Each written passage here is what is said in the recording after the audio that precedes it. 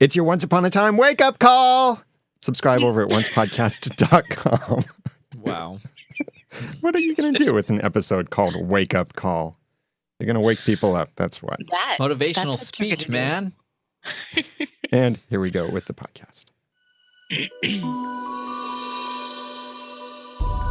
You're listening to... Whoa, the music was weird. The little app just lagged. Let me do that again. And Jeremy has his speakers on. You'd think it was a Friday. Yeah. Okay. Ready? Yeah. Okay. You're listening to Once, episode 315, Wake Up Call.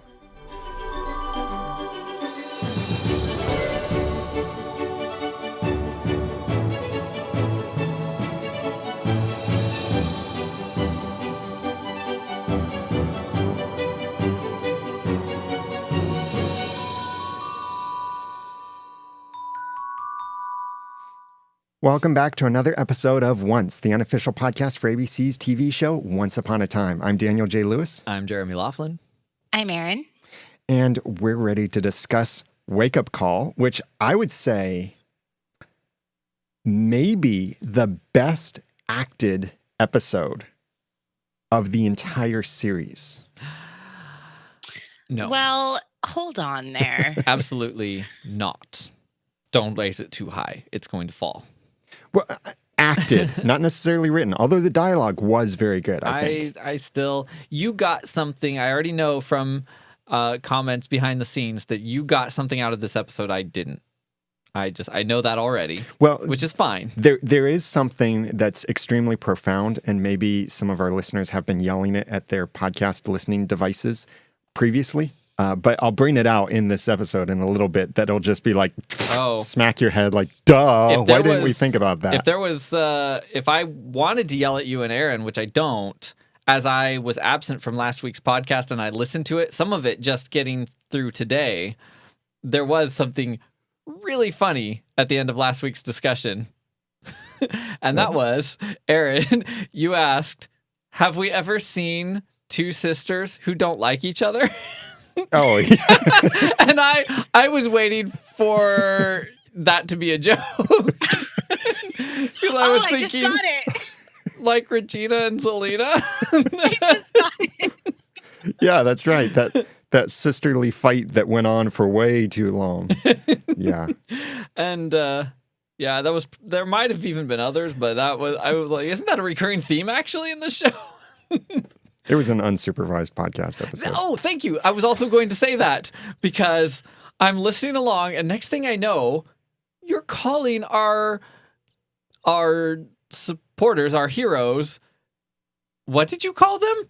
I don't remember. You called them kind voodoo priests and priestesses? Oh, yes. Because they're kind. The way our heroes use their voodoo powers is not with needles. What they do is they take little... No.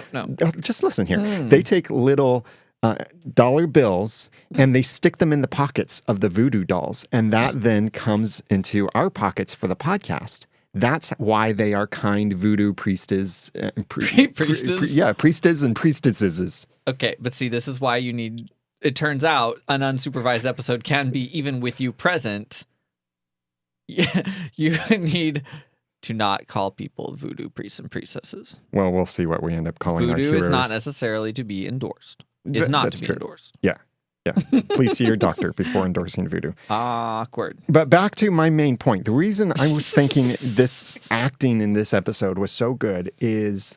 Were you in it? Did I miss you? Did I miss your cameo? Maybe it's in particular Regina. Regina and Ivy, they're back and forth. They had some fantastic moments, and especially Lana Parrilla playing Regina, Ronnie, Evil Queen, all of that stuff, or now Good Queen, not evil anymore. But Ronnie's expressions, or when she became Regina, and that whole moment in the bar, just Lana Parrilla's face acting ability, without saying a word, without moving anything but her face muscles, said so much. And that's what amazed me. And then to realize the emotional weight that Regina as a character is carrying in this episode, and then how Lana Parrilla has to play that in her acting. I think she's doing an amazing job. And even Ivy, with some of her acting, communicated a lot. And that's one of the things I think that sets apart a really skilled actor, is when they can act and communicate something without a single word. Well, yes, of course. And there was a lot of that in this episode. Yeah, it was good. I'm not arguing that, but there have been certain episodes in the past that had a lot more going on that I think, especially some of the season 1, season 2. Okay, yeah. But there again, I mean, it's usually Lana Parrilla involved. But some of the Regina Snow stuff was, I would say, deeper. I mean, the content helps with that. True. We know Lana's capable. But so yes, if we're going to, you gotta see, you're falling into the once upon a time superlative trap. Oh no, that's what happens after so many years. But yes, it was very well done. I think that this is my favorite episode so far of this season. And I do agree it was very well acted. And I think that they kind of found, I don't know what the casting call was for Ivy, but she is very similar to Regina. And at the same time, I don't think they're going to take her in the exact same direction, but she has that same depth that Lana Parrilla has in her acting, just in her voices and her facial expressions. So I have to agree with that. Adele Kane, I believe, is that actress's name who plays Ivy Drizella. So this episode also has interesting Easter eggs and potential connections with the Tower and Rapunzel, maybe? So, Yeah. Interesting note. The opening, the title card, included a tower. And as soon as I saw it, I was like, oh, it looks like a Rapunzel story. Mm-hmm. But the only tower we saw in this episode was in ruins. Yeah. It didn't look like the title card. But it did kind of remind me, and it looked very similar to the Rapunzel Tower we've seen before. But wait, so the one in the title card was not crumbled? Correct. Oh. Interesting. I wonder, doesn't seem like something they could have cut out or would have cut out or even filmed for this episode. Well, no, I take that back. Because that would feel like is. Layered flashbacks. Like, yeah. Well, See, my thought with the tower is that the bat in the belfry has this thing with towers, and she's always locked up in them. And so maybe she is actually Rapunzel in some way, or Lady Gothel, or in some way. Lady Gaga? You think she's Lady Gaga? No. Well, until we see her dress in meat, then we might know. But until then, she's associated with towers. Lady Gothel and Rapunzel associated with towers. We saw this tower, and I thought what was going to happen when we saw the tower was that we would get to meet the bat from the belfry and discover that she's the one that helped turn Drizella over to the dark side. Now, that could still be the case, but I think that tower is her original home. And so when Drizella was looking for magic, she was specifically looking in this place because she knew the person who lived in this tower before used to wield much dark magic and was imbued with much dark magic. So I think the tower is more foreshadowing of things to come than necessarily relevant to this episode in itself. People say that about me a lot, actually. I think it would be a natural place to go now to figure out the next. I need to start again. I think it would be a natural place to go now to figure out where Drizella went from here. And that's obviously to have met the bat in the belfry, who probably helped her cultivate her power even more. Oh, yeah. Because it does seem like her and Regina were pretty early in their lessons. And for her to have power of the magnitude that she clearly has to make this unbreakable curse, then she would have had to get more mentoring from somebody else. And it's pretty clear that the bat and the belfry and her in current day have that type of mentoring relationship. Right. Yeah. So I was going to say that I think I have some timeline issues with this episode, but I think it's more age, appearance sorts of things. Whereas in the past, they've, no pun intended, when they've shown different periods of Regina's life, they've done a really good job with changing her age. Of course, that's partially because of how she changes her voice too, but they've done things to make sure that we clearly get the idea she's younger. They've never used a young Regina actress, have they? No. But they Only went the as baby. right. No, The Lana's Lion that King good. baby. She she just made her infant face, and no, but they went back as far as about 16, and she was convincing enough to do it. Yeah. But now, a couple years passed before Henry left Storybrooke, and then an unknown amount of time passed before Regina joined him. And then all this stuff with Drizella happened, and I was thinking initially, oh, so dark curses are that easy now. But Henry and Ella were just getting together. And Lucy's like 10, 8 at the least. Mm-hmm. So it took her way longer than Regina to figure out the dark curse, if that's the actual timeline. And yet nobody aged. Like, I don't feel like Drizella aged. I don't feel like Regina aged, or Henry, or Ella, or anybody except the unborn Lucy. Yeah, which we don't even truly know if she was actually born to Henry and Cinderella. Oh, We interesting thought. I think it is totally reasonable to assume that is true.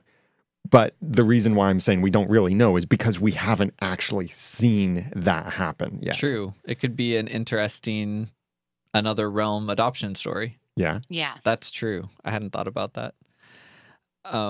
Yeah, so that's true. But we do know that she's been there. It's not a thing where the curse keeps getting altered and she was born there or something, because we've seen her in another realm. Mm-hmm.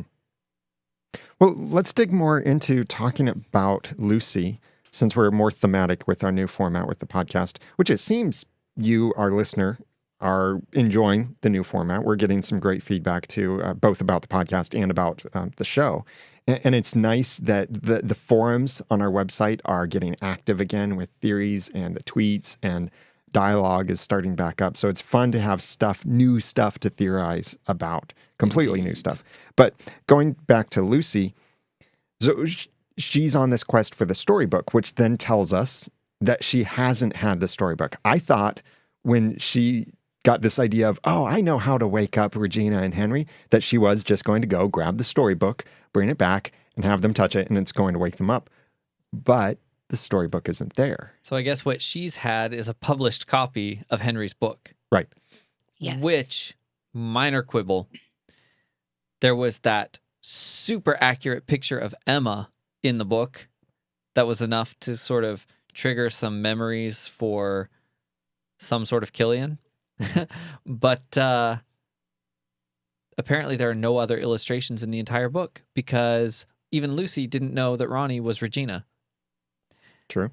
And you would think that the picture also wouldn't be that big of a revelation, because Henry should be familiar with any other illustrations in his book. Like, he should have recognized Ronnie and been like, why does she look like the illustration in my book? If there were any others in there. True. So That was a thought that occurred to me. It seems like a little problem, except for the fact that they haven't actually shown any other illustrations. So there could be just this one picture of Emma. It could be one of those books where there's tons of text and like a few key illustrations. And they're only in the very middle of the book because that's the only Yes. place you could afford to put color. The picture of Emma is in a chapter that has nothing to do with Emma. Yeah. Yeah.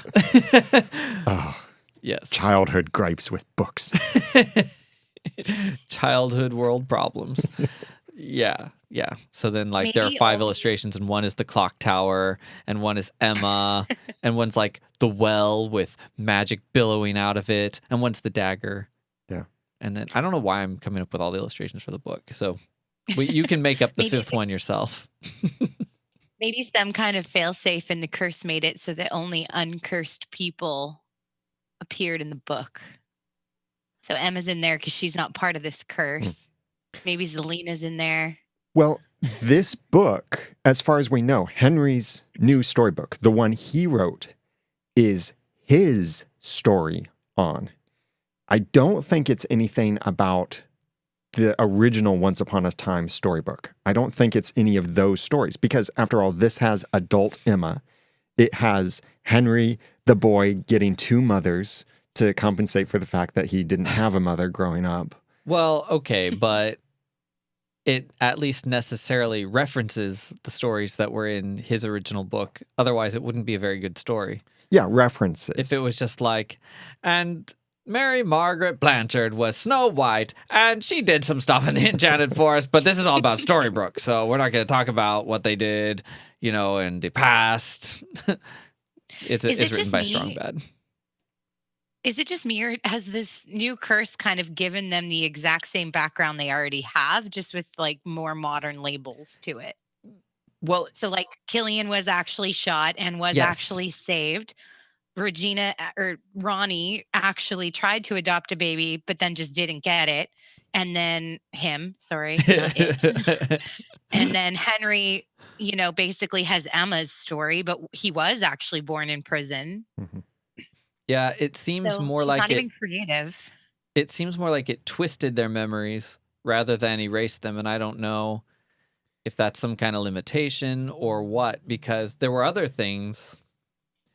I mean, even like what you said, but Killian was injured and lost. I mean, he's still searching for a girl. He just doesn't realize that he's searching for a daughter. Mhm.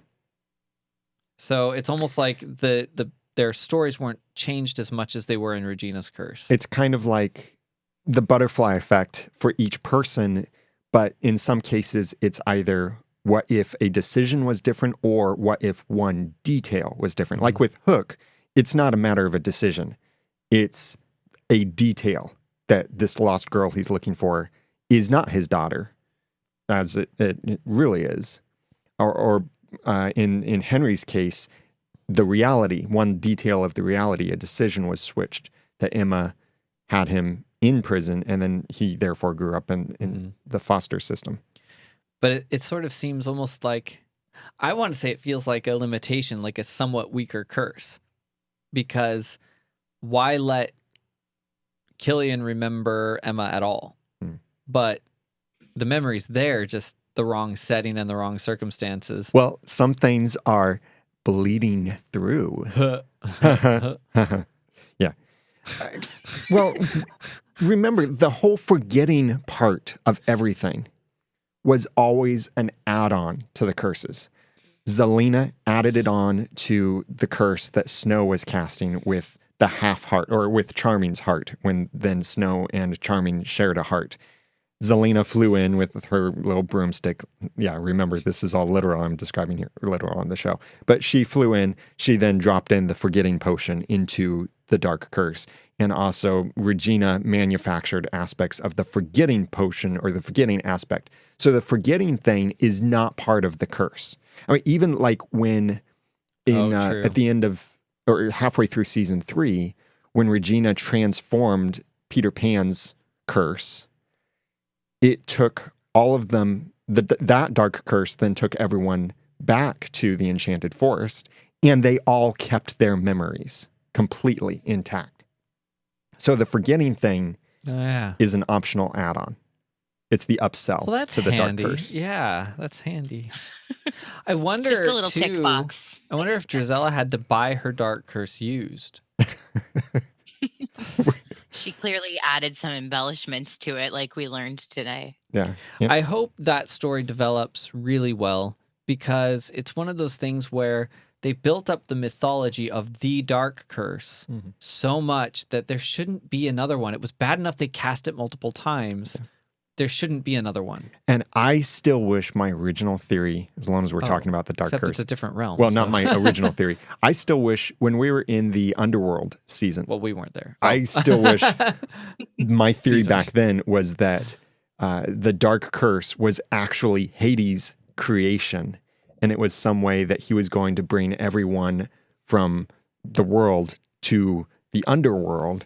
And so Storybook was designed to look like the underworld, not the other way around. I liked that theory. I thought that was really cool and would have given the dark curse an even darker meaning to it. But yeah, except I think the way they did it probably made more sense. Yeah. Why would... I mean, then every little town in Maine would be like, actually, this is kind of hellish. Well, there is hell in Georgia, but that's Helen, not hell in Georgia. Oh, you know Helen? Yeah. No. Has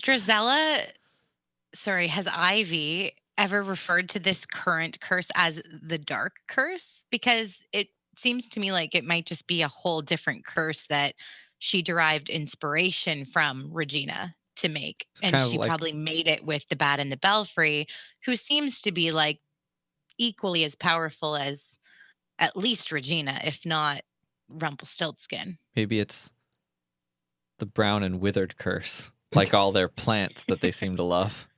I think she did refer to it as the dark curse or a curse, referring, though, to the dark curse in that scene when she had just killed Prince Gregor. I just realized that Ivy killed with a vine. Yeah. Well, and we'll get more to her in a moment, but we mentioned earlier the idea of Lucy maybe not even being related as we think she is. We got this feedback from Lisa saying, I have a theory regarding Lucy. I theorized that Lucy is not really Henry's daughter and that she had to have been around when he met Cinderella for the timeline to work. But now I'm thinking somewhat different. After this week's episode and the revelations about Drizella, I just don't feel like it would have taken her 10 to 11 years to build this curse. She's a quick study, and she would have never been patient enough to take that long for her revenge, unlike Rumple and Hook. So, I'm wondering if the fairies created Lucy, kind of like Dawn from Buffy the Vampire Slayer, for those who watched it.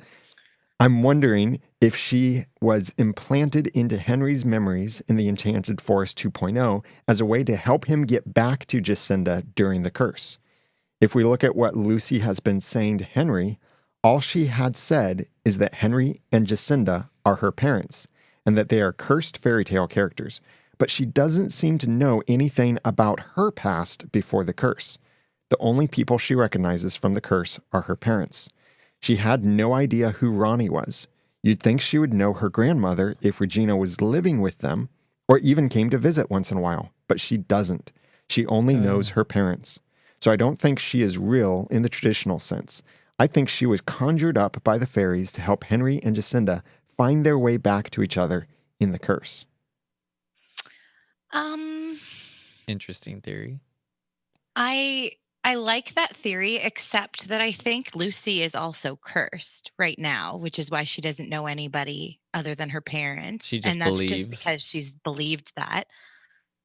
But that would certainly explain the timeline. And I was a very avid Buffy watcher, and I way back then when this was happening, when they created Dawn, I wasn't even I don't even think I had an email address. And so it was like a spoiler in a TV guide. And I was like, I hated the idea that they were adding this like grown up sister, but the way that they did it was so well done in that that's what they had to do to protect, the world, was to create this sister that they knew Buffy would protect.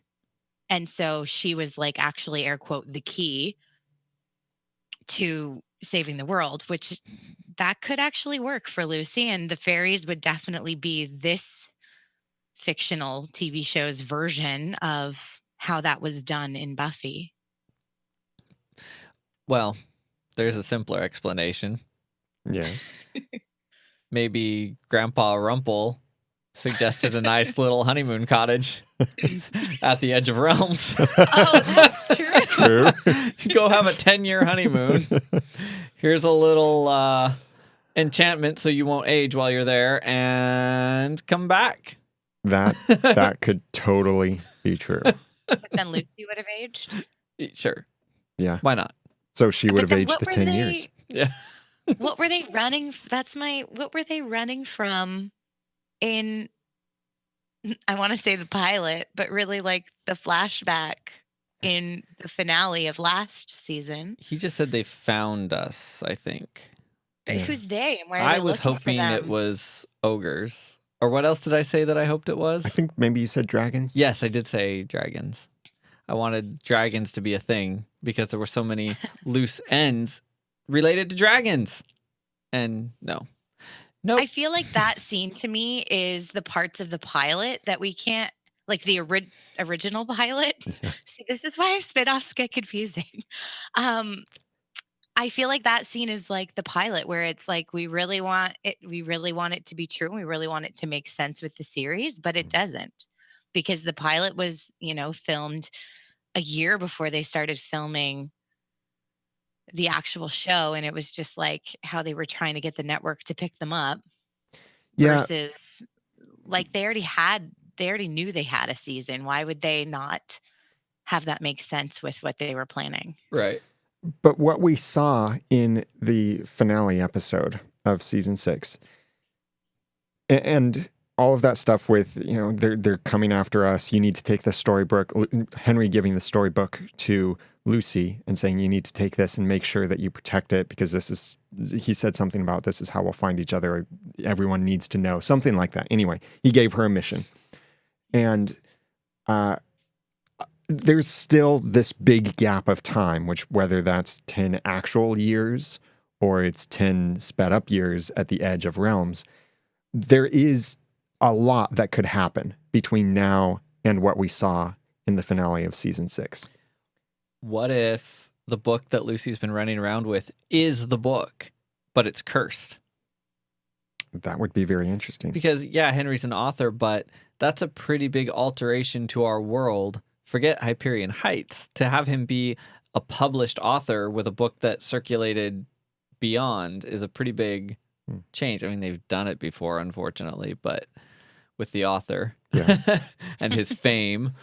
But and it could make sense that was something that Drizella put in as well, because she wanted to make this curse unbreakable. This is the unbreakable curse, supposedly. Well, it's not I think unbreakable. she settled for breakable with consequences. Yes. It's the curse you don't want to break. Yes. Every time I hear unbreakable curse, it makes me think of Harry Potter and the unbreakable vow. And what happens if you break an unbreakable vow? You die. You die. Pretty much sounds like that's what happens if you break this unbreakable curse. Well, something bad will happen. Bad thing. Bad. Well, yeah, Regina looked like she was going to cry. Yeah. When she remembered. The hero always finds a way. I might remind everybody. I don't care how powerful Drizella thinks that she is. Good always defeats evil. Yeah. There were a couple of things in this episode that felt fast forwarded. Like the whole Drizella Regina relationship to me seemed to take place in about a day. Or one. I think that was or just 2 their like days. secret meeting spot. You think so? Or girls with mommy issues just develop really close relationships with people that they want approval from. Well, yeah, and that can be the same. And I would be doing our good friend Jeff Roney a disservice if I didn't bring up Star Wars at least once every now and then. Because one of the things that often bothered me with Star Wars, the original trilogy, that is Luke spent so little time with Obi-Wan Kenobi. Basically, their flight in the Millennium Falcon was their only time that they spent together under training. And then several times, Darth Vader later on is saying things like, Obi-Wan trained you well, and all of this stuff. It's like, dude, he trained you on the ride over. The commute time was all you had to learn from Obi-Wan Kenobi. I thought he knew him a long time Well, when he was younger. Did, but he wasn't being trained. Exactly. So it was basically the car trip over that he learned everything, supposedly. Once a Star Wars podcast. Well, was Emma was never given a whole lot of time to learn her magic. Like, didn't they just throw her off a bridge or something? Kind of like what Regina did. No, she did have a tower lot of collapse. time to learn her magic. She struggled with it. Remember in season 2, there were all those things where Rumpel was trying to push her to use her magic, to try magic, to learn things. She learned very slowly, actually. She learned, I think, more slowly than anyone else with magic. But wasn't she not actually trying them, and that's why she was not learning? Because I thought she was pretty resistant to even learning her powers at first. I Okay. think, I'm not sure I understand the question. I'm not sure I know what I'm asking. So Okay, well, I'm not sure if we'll leave that in. okay. I thought I lost you because there was such a long silent Well, pause. So yeah, I got distracted by something they said in the chat room, and then I had an aha moment, and I gestured, and Daniel got distracted by my gesture, and I'm sorry. Yes, that happened. Okay, so let's get back on track. I think I just realized why Lucy is real. Why? Because okay, with the caveat that Drizella's not in on this necessarily. Lady Tremaine is trying to do something to Lucy or to her heart or something like that to save Anastasia. So Yeah, if Lucy were like a figment of anyone's imagination or something like that. Well, I don't think the idea is that Lucy is fake, like that she doesn't exist, but it's what is her origin story? Was she just conjured, or was she actually born? Yeah, I don't know about that. Yeah, I don't super think weird. we're going to get into something like she was conjured, because then you open up a whole new can of little snowmen running around with the ability that you discovered that you can create life out of snow, Elsa, which that was never really addressed. And sometimes even just literally sneezed out new living creatures. Yes. But that aside, I think even this direction they're trying to take Lucy, knowing that, well, you need the heart of the truest believer, basically. Do they not need her heart after all? Well, probably they do. But the weird thing is that, confusing. yeah, it seems like they're going the opposite direction, that they're wanting to destroy, or they're wanting Lucy to destroy everything she believes in. And that somehow conditions her heart to be used for resurrecting Anastasia. I think the key word there is they. Can they harvest her Are belief? saying it. Right. Because the bat in the belfry is perhaps not on Lady Tremaine's side, and she could just be making her like be distracted by this. True. And really, they do need Lucy's heart, but she's just like, oh, just go like mess with her parents and try and get them to like not be happy and try and destroy her home life. And you just go do all that so that I can actually do what I need to do with Drizella while you're distracted with your migraines. I love at this point how complicated the story has the potential to be. We've got Lady Tremaine, who seems to be awake or partially awake, who has her own sort of thing happening. Now we know we were right. And by the way, you guys, with a lot of your theories last week, were pretty spot on. But now we know Drizella's awake. Now we know the curse is hers, although I might almost say possibly hers, probably hers. They could still twist something in there. Mm-hmm. But she sure seems to be advantaged by the curse. And then we've got the bat And she's not on Tremaine's side. She seems to be on Drizella's side, but I would still wonder who has whom captive. Right. Mm-hmm. And yeah, it's very, very interesting. Multiple people playing multiple angles. It's not as simple as some previous stories. And I want to know who Tremaine made a deal with that she gets to be awake, or how that happened, because it doesn't seem like the bat in the belfry would have made that deal if she was the one who helped Drizella create the curse.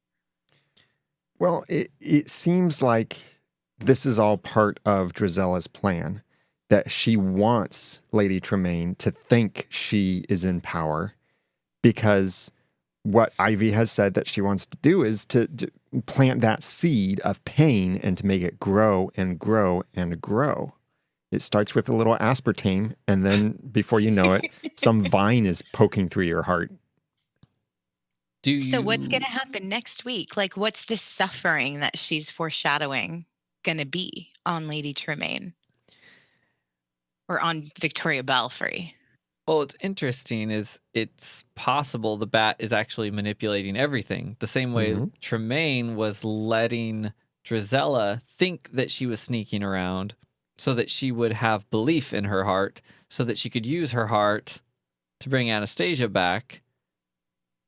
It could also be that the bat, whose story we don't know, influenced all of these things to some degree. To what end, I don't know. Maybe revenge, maybe who knows. The bat kind of seems like this spin-off's Rumpelstiltskin. Because the bat is the evil apprentice to the daughter who couldn't learn magic from her own mother. Oh! Yeah. So when you put it like that. But at least they're drawing the parallels on purpose to some degree. We just need to hear the bat say something like, "I'm exactly where I want to be," when she's up there in the tower. She kind of said that. Like, I think I brought up that line back when she said, "Who's holding whom captive?" Mm-hmm. Because I said that reminded me so much of not of the pilot, but of Rumpelstiltskin saying, "I was exactly where I wanted to be." Like, I think that was in Queen of Hearts when Emma confronted him about finding the paper that had the spell in it. The spells were in the book. So that they could get free of the cage, knowing that he full well had the capability of fleeing back when he was captured there. And he said, like, I was exactly where I wanted to be.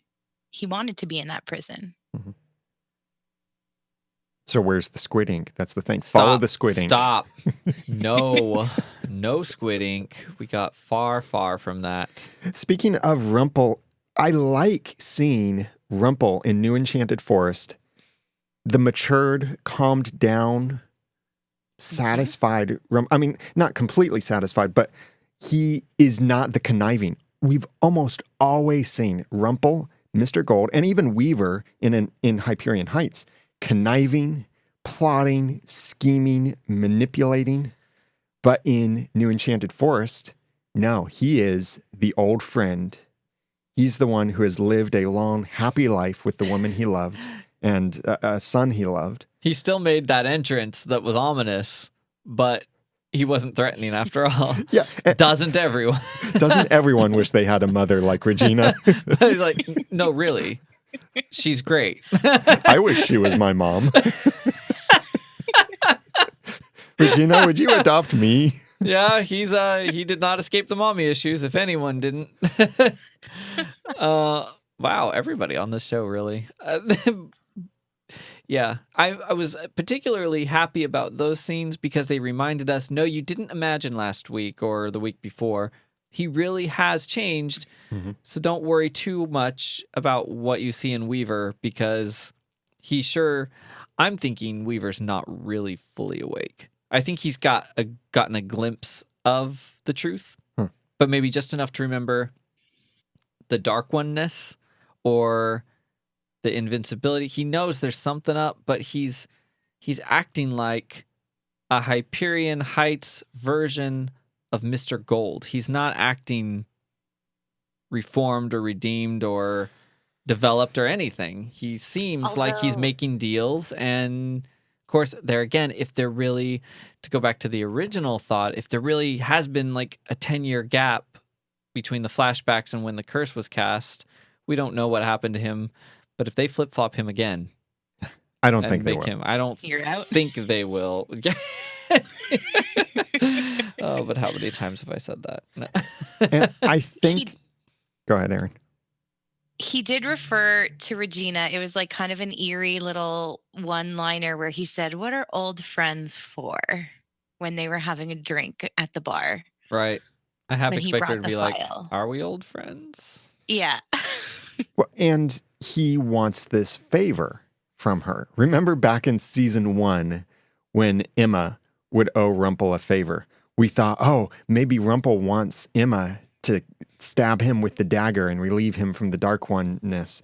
And oh boy, we were such little kids back then with our podcast. But I wonder if the favor he wants from Regina is something similar to that, that he's going to ask her something extremely difficult, but something that he must have done in order to be freed from the prison, from the bondage of the Dark Oneness, and for that Dark One power to not pass on to someone else, but to be the end of the Dark One power. It's that favor that it's like, if, and you see this in all kinds of stories. Hey, if I turn into a zombie, please you be the one to shoot me before I start attacking you and your friends. I am trusting you with this ability. We saw Emma gave the dagger to Regina because Emma trusted Regina with that control.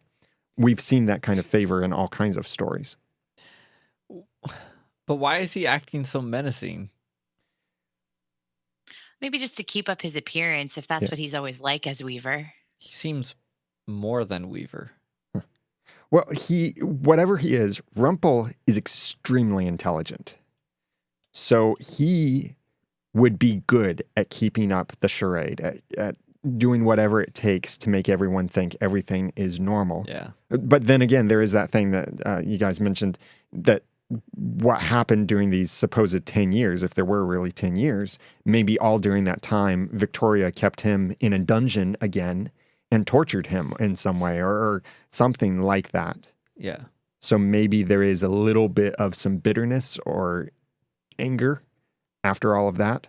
Or maybe he's just being really smart in how he's going about things. But even like when Regina, or Ronnie rather, asked him for that favor, there seemed to be like a little bit of a recognition, but he wasn't letting it on. Like he wasn't like, wait a minute, you're asking me about Regina Mills. He just knew, but yet there was also the recognition that when he got her to agree that, or when she said, I would owe you a favor, he knew there's high value in that because he knows she's the evil queen. Not just because she's Ronnie who owns the bar and the favor is, hey, I want to get a free drink some night. But that's what I mean. It's like yeah, you're right. But it's almost like he's forgotten everything that came in between. Maybe. It's like he remembers part of everything, but he doesn't seem like a good guy at the moment, which is confusing. If we could recall though, his cashing in of the favor Emma owed him was, you need to help me find my son. Well, in Manhattan. It was actually specifically, I need you to chase him and convince him to talk to me. That was the actual favor, not taking him to Manhattan. It was remember, it was when Neil burst out of the window and started running away. That's when Rumple said, remember that favor you owe me. This is it. I need you to find him and convince him to talk to me. Okay. Because I thought he used that at the door when he knocked and said, Emma, you're coming with me to New York. I need you to help me find my son. I think he did. Well, Probably he did both. say something like that, but I don't think he was calling in the favor at that moment. I'm really excited to see perhaps next week when, assuming Rumple is awake, Weaver is awake, I'm excited to see, like, it's kind of the the twisted of what happened in season 1 when Regina knew that Rumpelstiltskin was awake. Like, and she said, "Tell me your name," and he said Rumpelstiltskin Mhm. because she knew he was awake, but he had previously not been awake for the entire duration of the curse. And now they're both awake again, perhaps. I do think Rumpel is awake. And so now that Regina is awake, whereas she wasn't when they had their interactions in this episode, I just think that that's going to be a funny moment because it usually is with them. Yeah, that'll be fun. That will be. I wasn't thinking about that as far as their relationship from this point on. They do actually have kind of a nice relationship now. Like him pointing out all the stuff about her mom Mhm. and Lady Tremaine. Yeah, using that high intelligence to make the connection that Regina actually wasn't making.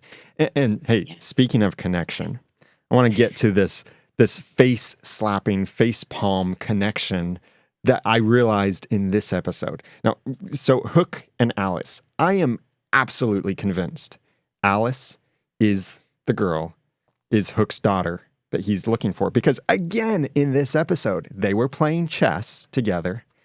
And specifically, look closely at the pieces that they played. Hook moved a knight. Alice moved a rook. She moved her white rook. Hook moved his black knight in the reverse order, though. Hook moved first. And then Alice used her white rook to take out Hook's white or black knight. And then she also picked up one of the other pieces when she was talking about, look at what's missing from the board. She was holding a black rook. So the rook and knight thing, remember, the knight belongs to Hook's daughter, and the rook belongs to Hook. The rook, Hook, knight. Rook. Anyway, so those hints, I think, are strong enough. But here's what really sealed it for me. And this is the facepalm moment. Okay. Eloise Gardiner. And what is Alice's Hyperion Heights name? Tilly. Tilly Gardner. Till Gardner. I think that might be a stretch. I don't think so. I don't get it. Wait. I need to do that in my Home Alone 2 or Home Alone voice, since as a kid, everyone thought I looked like Macaulay Culkin and would ask me to do the scream. So I don't think so. Sorry, it's been years since I tried that, so I'm not sure if I nailed it. It's been years since anyone has seen that movie. I'm just kidding. So I think, well, yeah, you till a garden. And Maybe we've seen you Once do. Upon a Time do this many, many times, where the Storybook name is somehow connected to the Enchanted Forest name. But that's not even her Enchanted Forest name. I think that's where it's kind of breaking down for me. It's like, so we've got a curse name tied to a curse memory name, but nothing tied to her actual name, which is Alice. Which, none of that means she's not his daughter, but it's, and that might even actually be where her names came from. You're not necessarily wrong, but it's weird. It's strange to me that he's hunting for a girl who is hunting. I mean, yeah, he's Searching. Searching. Fine. She's not- Good grief. I didn't mean This isn't like girl hunting season. Good grief. It's not going to go kill her Dude, and turn her into you beef can jerky. hunt for things without weapons. What in the world? Okay. Beef jerky? Anyway. Oh man, maybe we need supervision, period. Like every episode's an unsupervised episode. Yeah, we don't have a chaperone anymore for this podcast. Anyway, okay, searching. He's searching for a girl with the wrong identity and name. Like, she doesn't exist. It's weird. It's very strange. More of them need to wake up soon because it's starting to get odd. I find it interesting how he gets he's a good actor. He gets really flustered whenever he's talking about this missing persons case. It's almost like he looks like he's having a panic attack whenever they bring it up. Like, you could see how flustered he was getting just talking to Tilly about it. Like, that shouldn't be a stressful situation. Mhm. Yeah, it's like now he seems to know a lot about her because of the journal. Is that right? Yes. Okay. Huh. Yeah. There's just there are multiple layers. It's odd.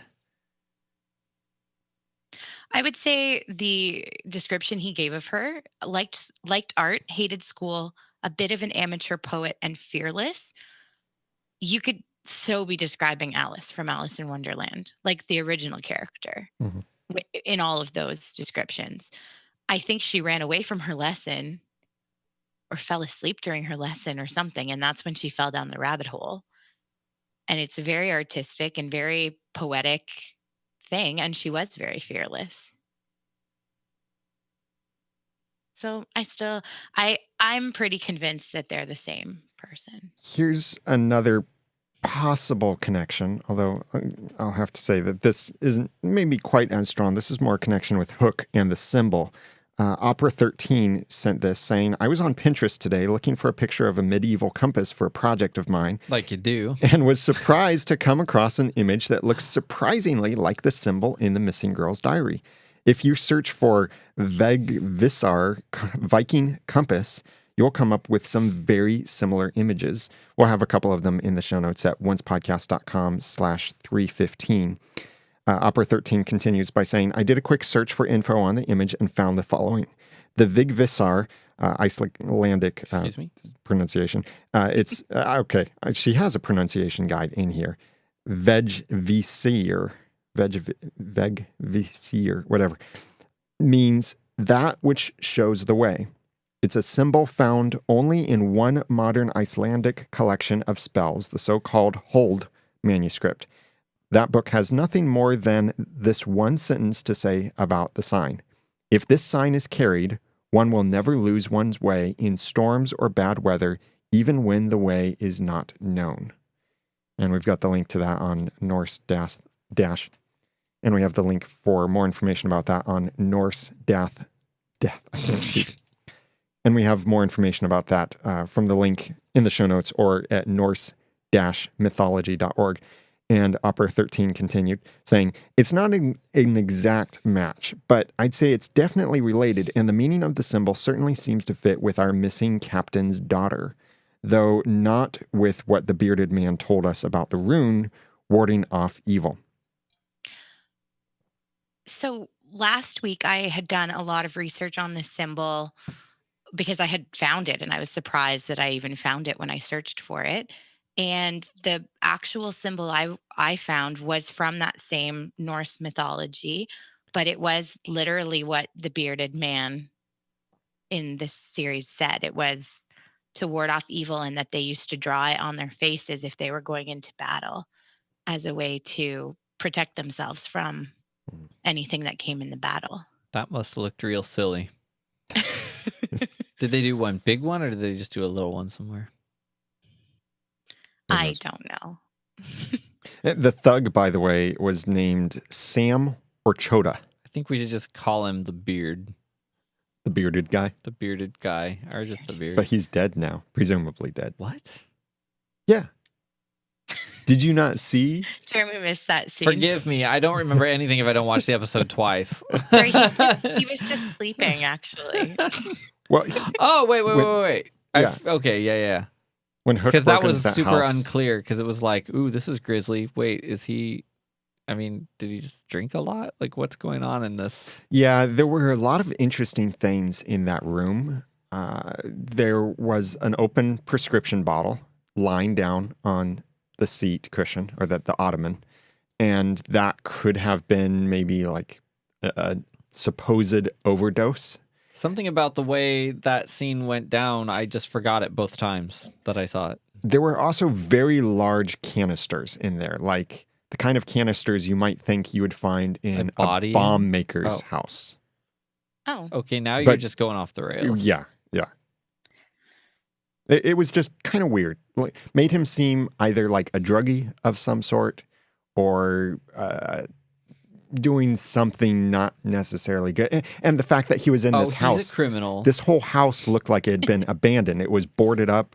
The outside windows were. So it looks like he wasn't even supposed to be in this house at all. He a squatter. But Hook found him there. Yeah, it's his address that was on the, Yeah. not the adoption papers, but the impounding paper, the whatever papers from the Right. police. What did department. Hook do when he got there? Broke He open the door. broke in And then He found the guy lying there, presumably dead. they and didn't do looked anything at the else. guy's arm again. I'm trying to figure out what distracted me from the fact that that scene existed 2 times. I Oh, well. actually missed it the second time. I was like writing a note, so maybe it was whatever scene was right before that. We were writing notes. Maybe Drizella just has thirst for blood. She has to find someone to kill regularly. Yeah, so why kill the messenger? That's the other interesting thing. He called someone to say, hey, it's me. I've got bad news. They're looking for the girl, or they're asking questions about the girl. So why kill him? Just because he's a connection? He's a loose end? And Yeah. maybe then who he called was not Victoria, but was Drizella. Yeah. How Maybe there's did- another person. So Maybe it he called the doesn't- bat in the belfry. Yeah, we've never seen her with a cell phone. But then again, she can hide herself, so why can't she hide a phone? We've never seen her anywhere with anything except like dirt and flowers in a Tea. teacup. Yeah. Actually, she didn't even want the tea, so you know. So you don't kidnap someone and then look through their journal and then find something they drew and get a tattoo of that. So I'm guessing that she would have drawn that because of somebody with that tattoo. Did you ever watch Haven? No. No. Tattoos. Just reminded me of Haven, so that'll be a little shout out to the Haven fans. Yeah, maybe she was investigating some kind of crime ring or magic crime ring A that was magic connected crime with ring. that symbol. Look how many cool things there are, though, you guys. We're theorizing. We don't really get it. It's not predictable. I like it. And you know, something here with this is, where does this symbol connect to anything? Because this isn't going to be just some random rabbit trail. This symbol connects back to Or the main is story it? somehow. No. I think this symbol is somehow connected with the bat and the belfry. I do too. I would actually be ready to theorize that he's actually looking for Lucy if we hadn't seen Lucy in the other realm with Henry. Well, it's his daughter, and Lucy looks more like the daughter of Henry and Cinderella. Well, and I keep forgetting how old this Hook is. Yeah. And Hook is very white, and so is Alice. I mean, so's Henry. Well, yeah, but Cinderella isn't. We don't know who Wish Hook's. I was gonna say baby mama. I don't know. We don't know. We don't know who his daughter's mother is. And the other weird thing is, what if Hook and Lady Tremaine previously did hook up? See what I did there? Sorry, what? And My eyes, okay, my yeah, brain. sorry about that. But what if Anastasia is actually the missing girl? What if That could work, but that will not be a happy ending for Hook. that Right. will not be a happy ending for anybody? And Oh, but it might actually cause some necessary conflict between the heroes of the show because he would want her to be revived yeah, versus everybody else would maybe not want that to happen. But what about Alice? yeah. Yeah. She just weird? I really think though that Alice is his daughter, because they're pushing it so much twice now with the chess things and the fact that that there's this name similarity that I feel like is a dead giveaway. But okay, but to back up, just to play devil's advocate for a second, what if we knew nothing about Belle? All we knew was that there was this Rumpelstiltskin dude and somebody was waiting for him. and maybe someone said something about a chipped cup. And then we're like, she's got the cup. She's the one. Maybe she just has the things that will connect the people to the people. Like Maybe Rumple did. maybe having chess pieces doesn't make her his daughter, just the one who's going to help lead the way. Well, it's not that she has chess pieces. She's been playing chess. And each time they play chess, they're moving those pieces. The rook and the I know. knight are in prominent connection I with know. each other. I'm just saying. And, oh, hold on. Oh, I had a really good thought. What was it? Bring it back. Grab that wish balloon speech thought balloon. I don't know why wish came out, but I really meant idea and Chess thought. pieces. Let me think Playing about with the this. same chess pieces every time. I'm not going to remember. Sure you are.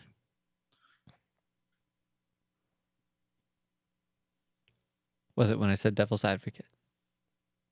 Yes. Actually, it was. Okay. Let me. When you've been friends for a long time. Yeah. You're my old friend. You owe me a favor, by the way. Oh, I was going to say you owe me one. Okay. Let me bring this back. And even in all of this, there's this connection with this Mark, and maybe even, remember, Dr. Facilier, who seemed to be this really dark evil. And is he going to come back into the picture? Like, was he maybe the one who stole Hook's daughter? But then again, Hook did say it was a vengeful witch. No, but he's the new dragon. You haven't seen me in my true form. Yeah, true. We'll see him in like 3 or 4 more seasons from now. He'll be locked up in the land of bones. And only because the fans wouldn't let it go. I think like that it's all going to come back to the bat and the belfry. I feel like this symbol. Doesn't it always? I think we talked about this last week, but the symbol is this Viking symbol. She kind of looks like she could fit into that mythology background. I still think it's funny when you say that. Why? Why do you Did you think Google that? Just it? because she has crazy hair?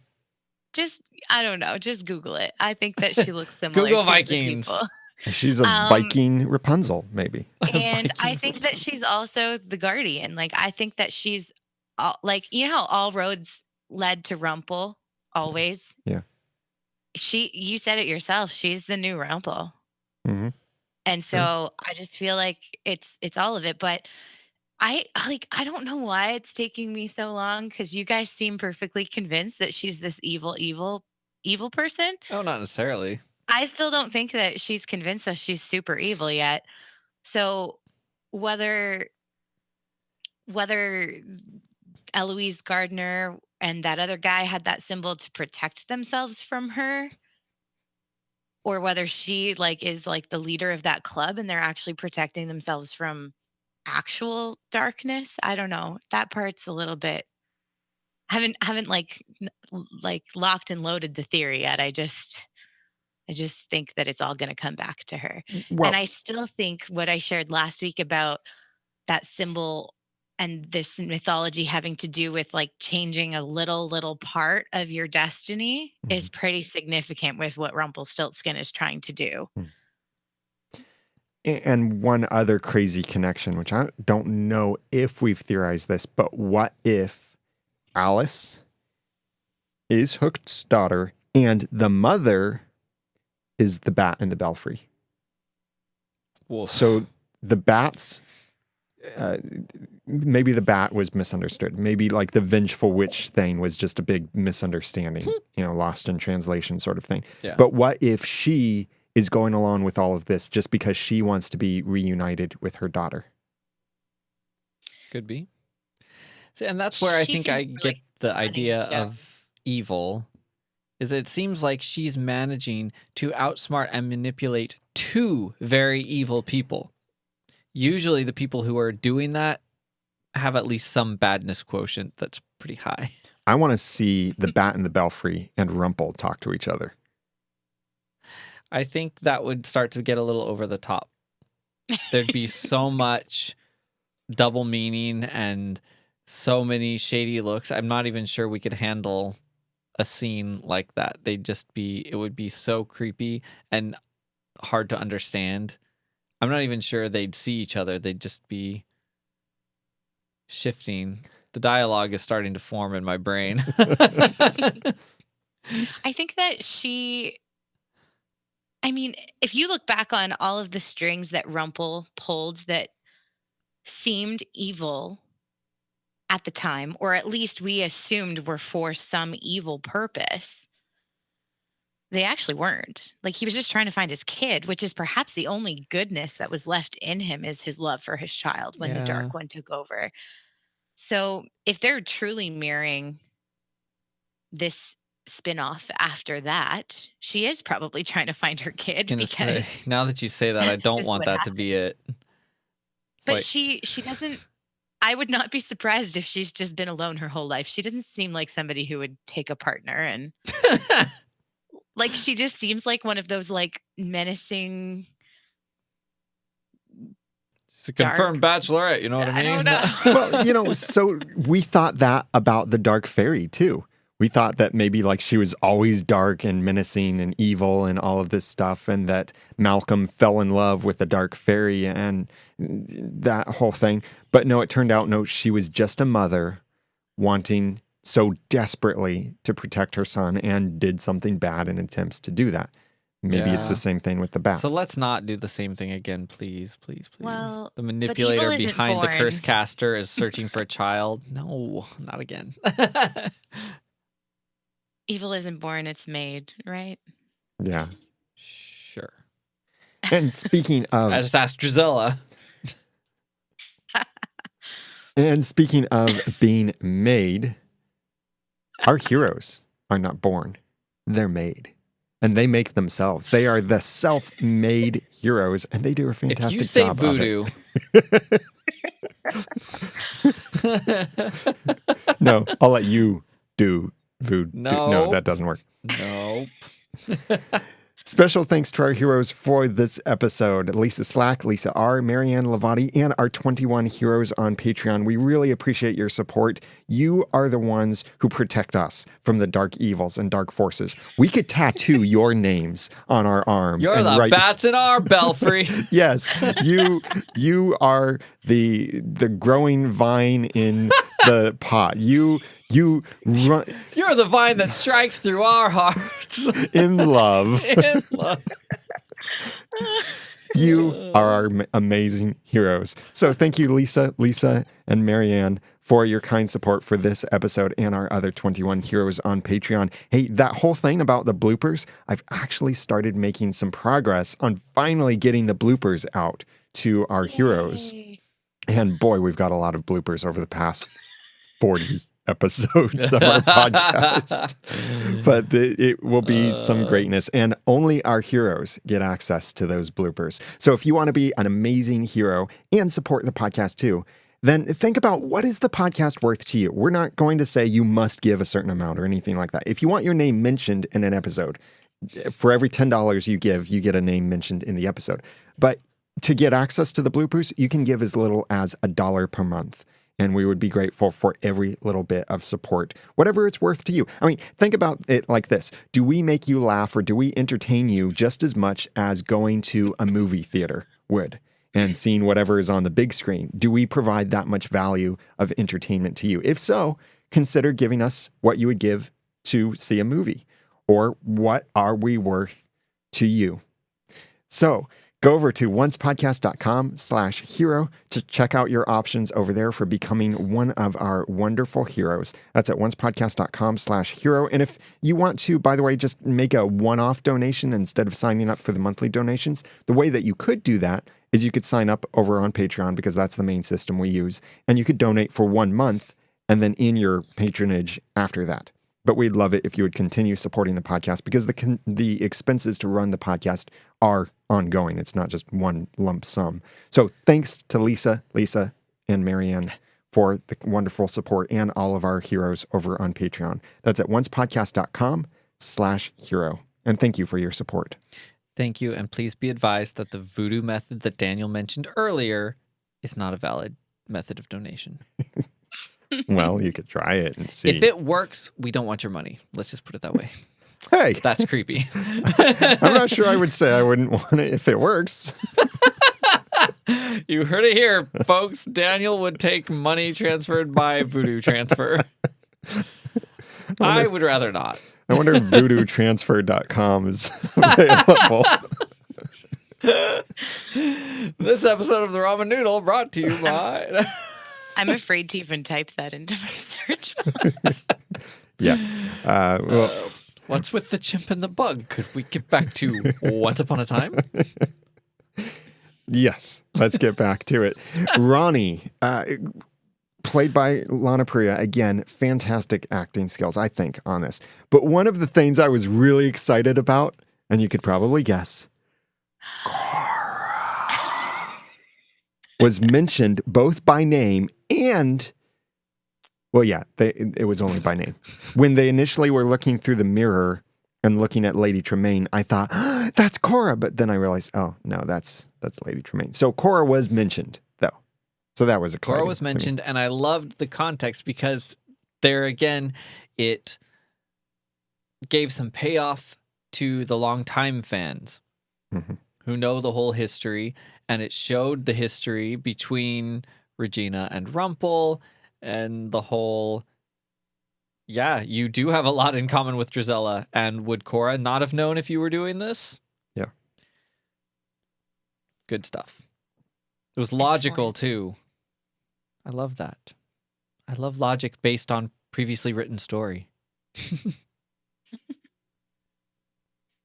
I didn't like Regina's assertion that just because Drizella had a lot of pain, she shouldn't be able to learn magic. Because arguably, Emma had a lot of pain, like as much pain as Drizella, I would argue. I think it was her kicking herself.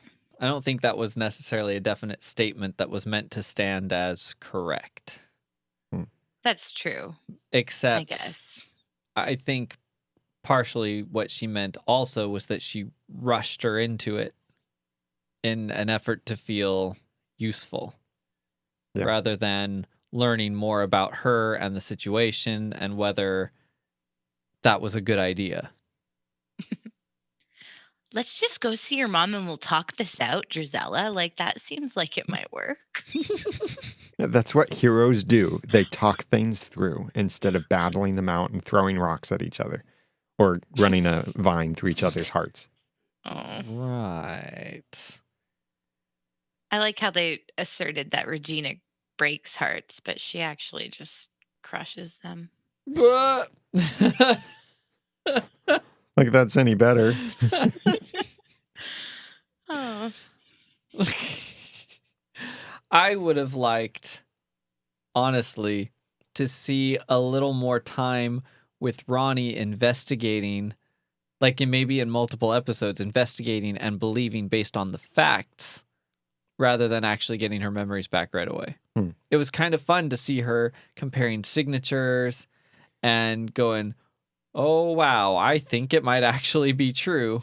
And what does she do with that? But she didn't have any time to do anything with that because as she started to realize it was true, she got her memories back. Well, and it makes sense that they went that route because you look back at season 1 and Emma had handled Henry's storybook several times before. But it wasn't until she was starting to accept, or she was basically accepting the idea that what was affecting Henry when he ate that apple turnover was magic. Then when she touched the book, that's when everything came back to her and she was woken up.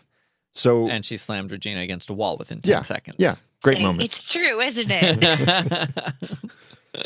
So I think it's consistent that someone kind of has to be warmed up a little bit in order to be woken up, unless it's just an outright breaking of a curse. And see, here, the curse wasn't outright broken. It was one person was woken up, but they had to be warmed up and then triggered. That makes sense. Am I the only one who thought that Drizella was trying to kill Ronnie or put her under a sleeping curse? Yeah, I thought something bad was happening. Since they said, by tonight, Regina won't be a problem. Yeah. Well, and the creepy bat saying, be careful with this magic or whatever she said. It's Yeah. dangerous. Like, what if she spilled it on herself? She would also remember who she is. Like, More dead plant magic. It's well, probably some kind of semantic about what the magic does. Like it restores that which was once lost. And so therefore, if you accidentally get it on yourself, then you'll get your childhood acne back or something like that. I don't know. I think didn't she say specifically it could take someone out? Something like that. I couldn't understand it really. maybe if it was given, maybe if to, I don't know. What would happen if they gave it to someone who wasn't already warmed up to the idea that, what if they gave that to Lucy? Well, maybe that's the thing is that if the person isn't warmed up, then it's deadly. It's like poison to them. But if you prep them in this way that Ivy had been doing with Regina, then when she takes the potion or the poison or whatever it is, then it wakes her up. I think Alice So needs some of it. can Regina just go around giving that to other people and waking them up without them actually having to break the curse then? Is that going to be a loophole? I don't think so because there was so little of it. We're gonna But- see it again because but there they were lots of- made the point of the first comment, but then even after she gave it to Regina, she was kind of like just enough to wake you up. Like, oh, are you trying to get our brains warmed up to the idea of what if you gave someone more? Manic in the chat room said it's dangerous because if the dosage isn't correct, it will initiate a reset to factory settings.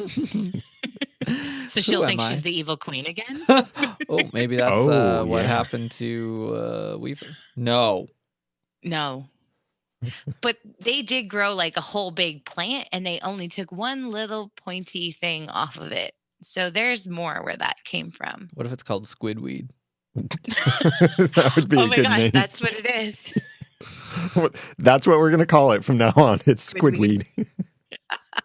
Yeah, Jared's asking if that's the special tea, the special brew. Maybe. Well, no, because this was magic. I And know, that was just but herbs. she was like, she was acting like she desperately needed the flowers and the dirt, and she's like, Victoria deprived me of this for too long. Well, Like, I think maybe- she was meaning magic. Yeah. maybe. And maybe that special brew did contain some kind of ingredients or strength or something she needed in order to do this. And that's why she was so insistent on needing her special tea. Or maybe the whole special tea thing was just something to keep Victoria busy. I think the bat is about to become much more powerful.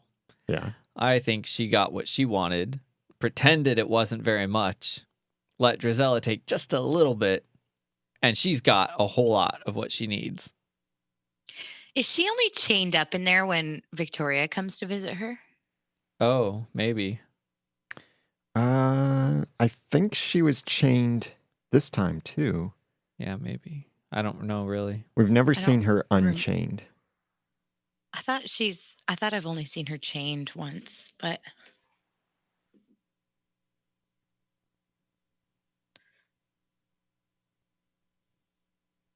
Sorry, making a note on something.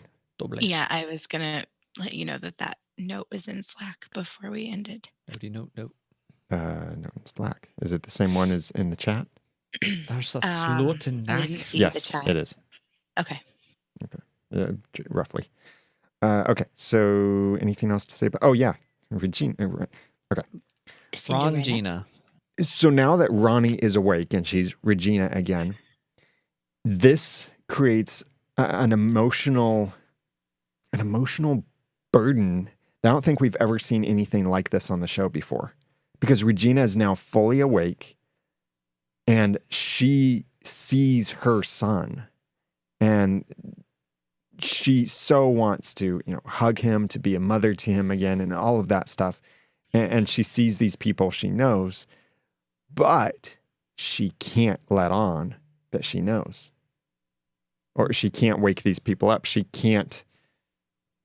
in this situation where she wants to see Henry happy, but yet at the same time, bad things will happen, apparently. Well, she has to now actively work against him.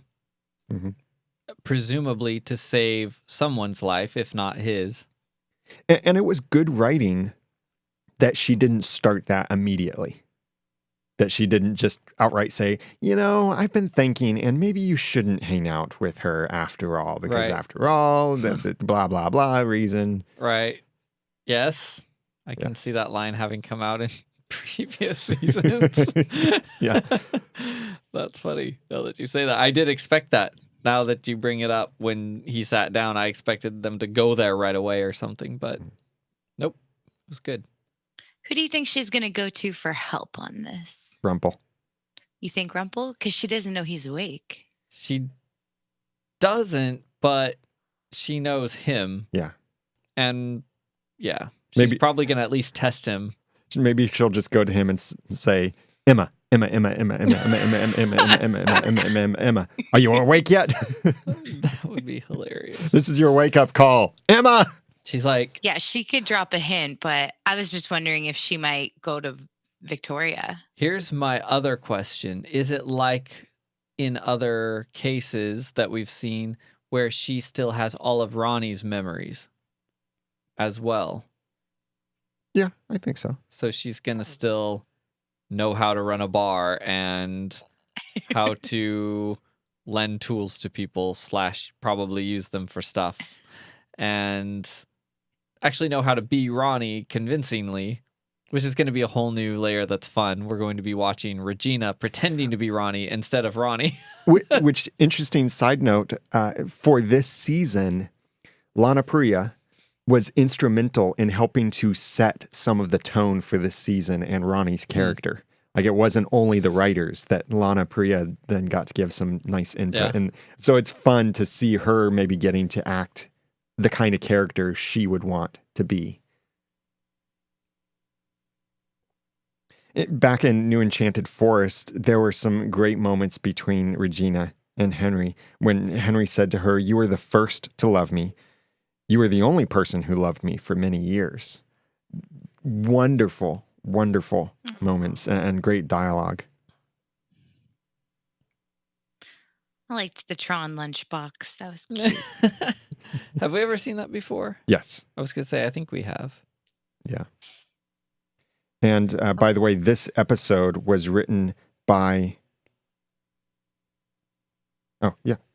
And by the way, if you couldn't tell already, when it's a good dialogue episode, it's probably an Espensode. Oh, was this? This was an Yeah. Espensode. Written by Jerome Schwartz and Jane Espenson.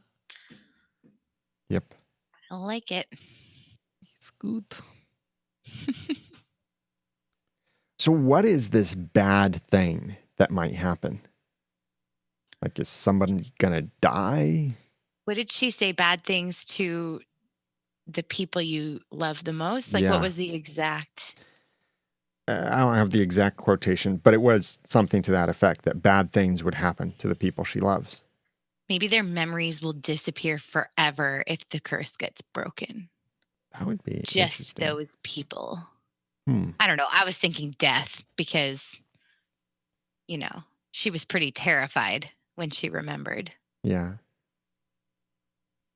And their true memories being forever erased is not necessarily a bad thing if they're enjoying this new cage, not a home.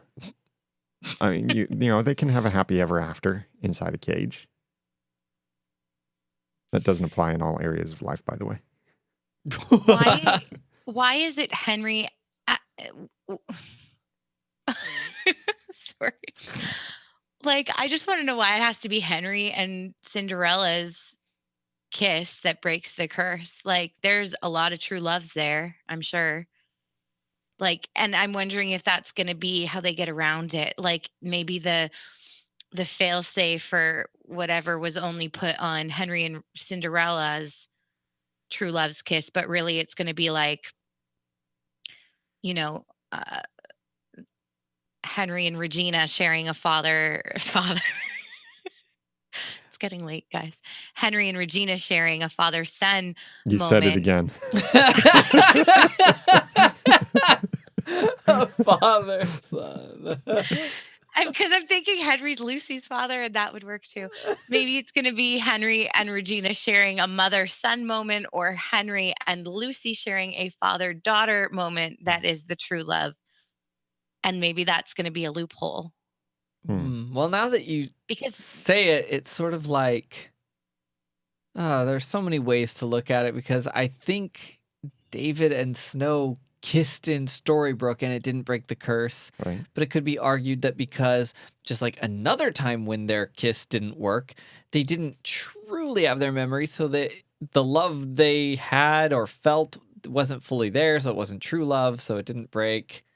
But it could also be simply that they had nothing to do with the mechanics of the curse, whereas Emma was built in as the savior and as a failsafe, and so her true love's kiss would break the curse. But so why would Drizella even add true love into the curse if she didn't want it to break the curse? That was something Rumpelstiltskin intentionally added, If she's knowing that Emma was going to be the savior. Well, no, remember, all magic, well, comes with a price. That's not what I was trying to all say. curses, All curses can be broken with true love's kiss. That seems like to be the universal principle. What Rumpel added is he used some of the true love potion, just a drop, in order to make Emma the savior of the dark curse. Yeah. Okay. the true hair love potion. Yes. And so here, I think true love can break this curse. But what Drizella probably did is she knew that she couldn't make it unbreakable, but she could make it so you wouldn't want to break it. Oh, semantics. I don't care. Yeah. I feel like unless it's death, it's nothing that Regina cannot then somehow find a way to undo. Like maybe they're going to end up in a sleeping curse. Well, she knows how to break that. She just has to go to the red room and be like, blah, blah, blah. Like, I just feel like Her look said some kind of permanent separation, it did, but like death she or knows better. something Like, worse than death. she even said it in this episode, a hero always finds a way. I wonder if that way might be like someone she loves is going to have to die, but what she will decide to do is she will sacrifice herself so that the curse can still be broken. She will take that price and she will be the one to pay it. As long as Regina lives, you are going to be looking for a way for her to sacrifice herself. Well, that's what a savior does, even though she's not the savior. They should have just named her Aslan. It would have been fine. But then again, here's Rumpel wanting to die and wanting to be rid of the bondage of the Dark One curse.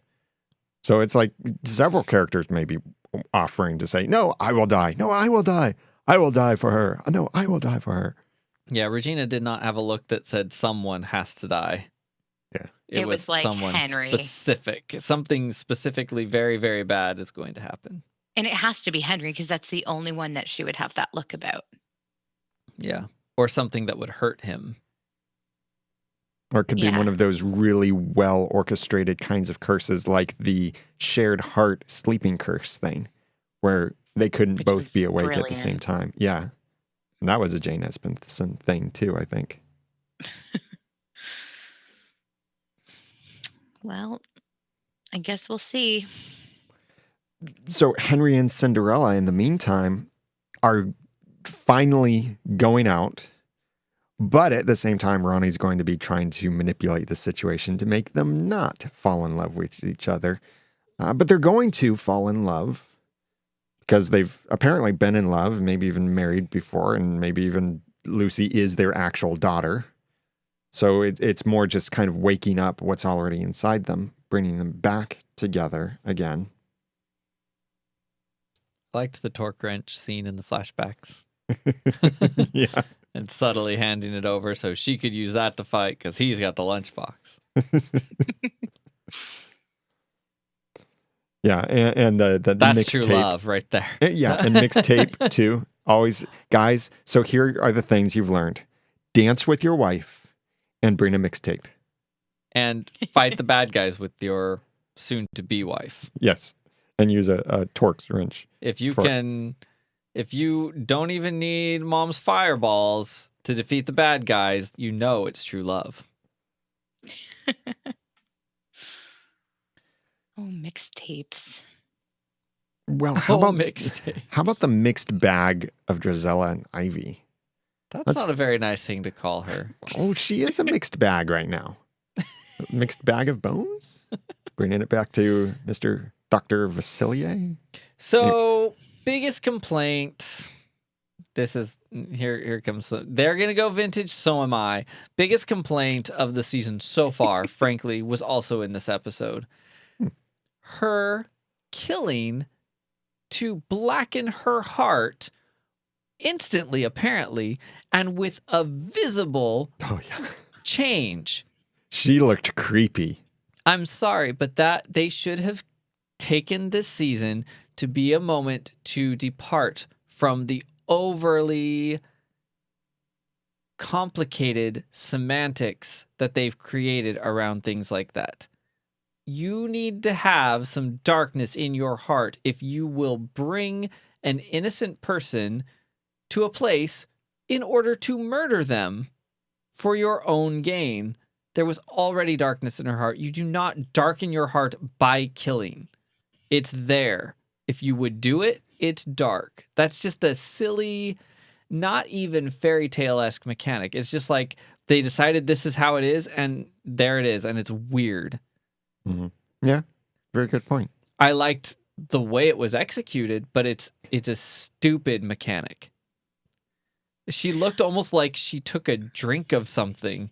It was creepy the way she portrayed it, and I loved that side of it. Yeah, very well played, I thought, on her part. Again, agree. that facial acting that was so good in this episode. I think the concept is stupid, but the execution was great. So let me correct then my earlier statement. I think you might agree with this. This episode had the best facial acting of the entire series. I usually keep like the faces along with the people and the acting, but they were good at sure. I'll go ahead and give you that one. No, not the series. I won't say the series. It's too superlative. The spinoff series, sure. Yeah. Season? Sure. By the way, really cool connection in this episode. Prince Gregor, the guy that she murdered, Rye for Christ pointed this out. Prince Gregor, Drizella's prince, let me say this then. Prince Gregor was played by Julian Haig. Oh, yes. Who is the brother of Georgina Haig, also known as Once Upon a Time's Elsa. Very cool. Yeah. Aww. Nice little connection. Thanks for pointing that out, Rye for Christ. And that scene was cold. Yeah.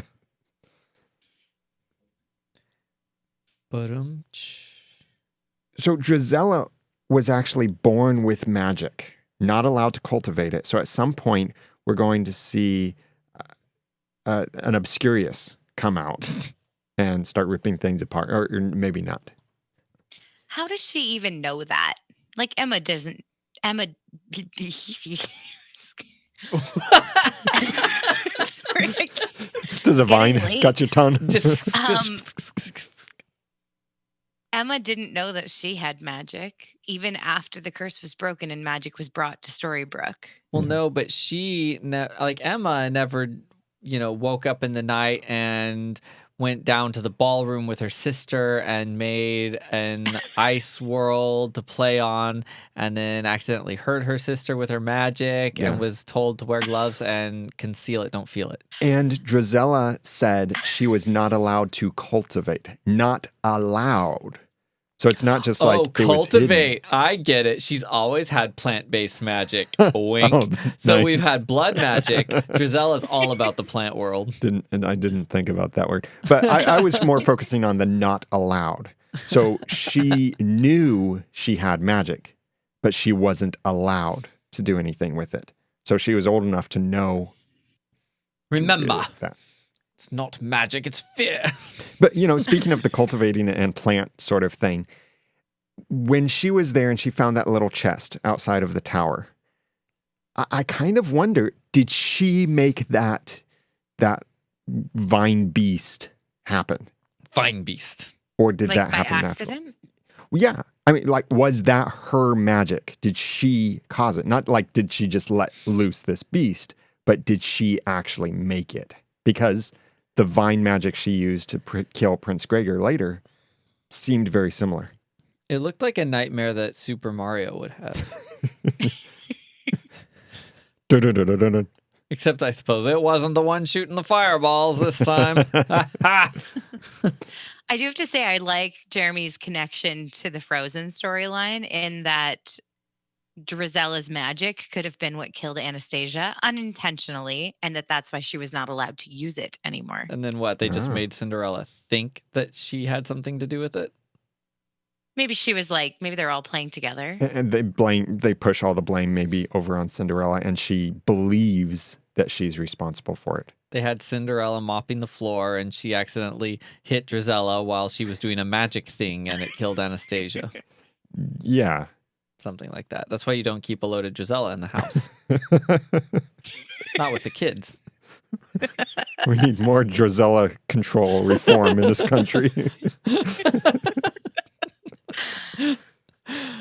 The headcanon is strong with us tonight. Ooh, a headcanon. Maybe that's what Drizella had. As long as it just shoots a giant bullet that the only thing you can do is duck. Bringing it back to Mario. Oh my gosh, this is the Mario season. Well, we are going down the pipes We are. The tubes, anyway. into the dirty underworld looking for some princess to resurrect. We just need a turtle shell somewhere. Anastasia is Princess Toadstool. Oh, boy. Wow. The Watcher sent this feedback in our forums saying, don't know how or why, but the language Drizella was using when she spoke about the curse in the bar didn't give me the impression she cast it. I think it's going to be a plot twist. We're going to think it was her because she says she was going to cast it, but it turns out to have been either Regina or Cinderella who cast it. Interesting. Why would Regina cast a curse and then have herself be asleep in it? Well, maybe that was to protect whose heart Regina had to use, because maybe that's part of the thing, is that by breaking the curse, that will kill whoever it was whose heart Regina had to use in order to cast the curse. I'm not getting the motivation for that. Yeah, I know. Especially for it being clearly advantageous to Drizella. Mhm. No. So I don't think so. But I think there might be a twist in there. Here's another twist. Keeper of Squid Ink said, why do I get the bad feeling Victoria Belfry / Lady Tremaine will wind up being Cora's half-sister? If Lady Tremaine winds up being Cora's half-sister, it will mean that Lady Tremaine is an aunt to Regina and Zelina. It would mean Drizella and Anastasia are Regina's and Zelina's nieces and Henry's cousins. That's getting soups creepy, but not the creepiest thing they've ever done. Lady Tremaine's daughters would have the same sisterly problem as Regina and Zelina. You mean sisters who don't like each other? Yeah, I guess that has happened. Sorry, Aaron.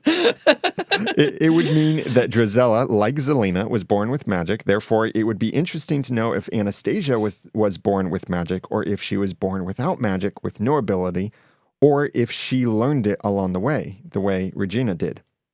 If Regina is our new teacher of magic to the next generation, then she too will have the same Yoda, Obi-Wan, and Luke realization of who should be worthy to be taught magic and the guardian of it. I think it would be a very Star Wars crossover story to have it be played out within the Once Upon a Time universe. Since the next Star Wars movie, The Last Jedi, is due to come out in December, then why not? I'm just not sure I could argue that the use of magic and the Force are one in the same.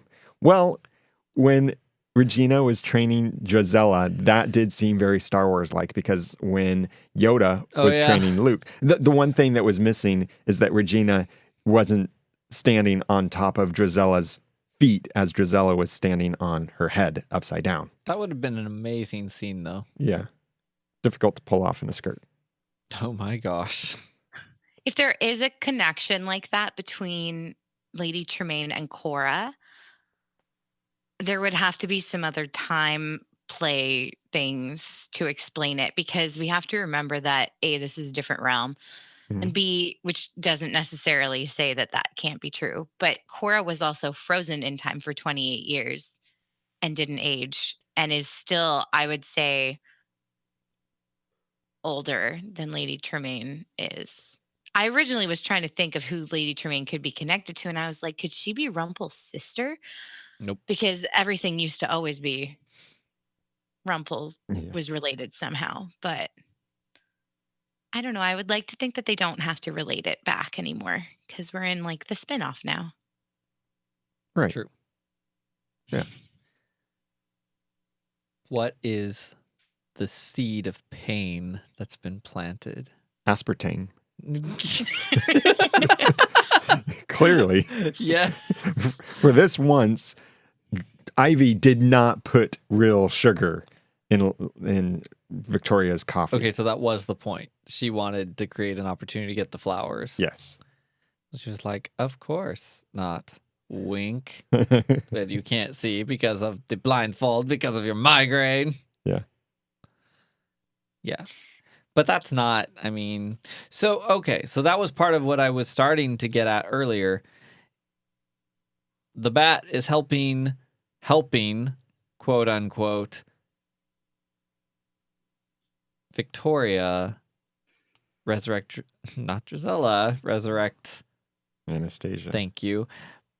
By destroying Lucy's belief. But maybe that's not going to do anything for Anastasia. Maybe that's just part of hurting Victoria Mm-hmm. by having her hurt Lucy Mm-hmm. and destroying her family. Like, Yep. maybe there's just a lot of bad stuff being created to get to the point where Victoria's life is absolutely miserable. Yeah, we definitely have some bad blood. Ew. I totally nailed that. What are you saying? I'm saying, look what you made me do. Oh, boom. That was great. Nice. I knew you were trouble. Let's. Keeper of Squid Ink also sent in this feedback saying, as much as I liked the complete surprise at the end of this episode, it frustrated me at the same time because it does not make sense. If Ivy doesn't have anyone else to care about other than her mother, then whose heart did she sacrifice to create this curse reality? Her mother is still here in present day. Her sister, Anastasia, is missing a heart and is almost dead. Now, not missing a heart yet. But maybe that was the heart that was used. But then again, No, Victoria just kind of takes that thing out and looks at it once in a while and shoves it back in. yeah, just like you do with a really fun toy. Or like a cat does with a mouse. A cat enchants its paw and takes the mouse's heart out and puts it back to If practice. a cat could do it, I'm sure it would. Keeper of Squid Ink continued, she should be very dead, especially if her heart was crushed to create the curse. But we don't know. Yeah, that's what I'm saying. And she continues saying, if Ivy/Drizella was jealous of Anastasia because her mother preferred her sister over her, then how can Anastasia be the person she loved most to be sacrificed to create the curse? Either we are being less misled as to who created the curse, or we are being misled as to how we got to this reality of Hyperion Heights. I would think it's maybe the latter, not the former, which means the second one of the two. It may have been done by some means that we are not accustomed to from Once Upon a Time proper. And, she concludes this by saying, I think there is some Squid Ink in our future. She is, after all, the keeper of Squid Ink. They're all in a sleeping curse. This is the new burning red room. And only blood magic will fix it. They're all asleep in a field of... Dreams?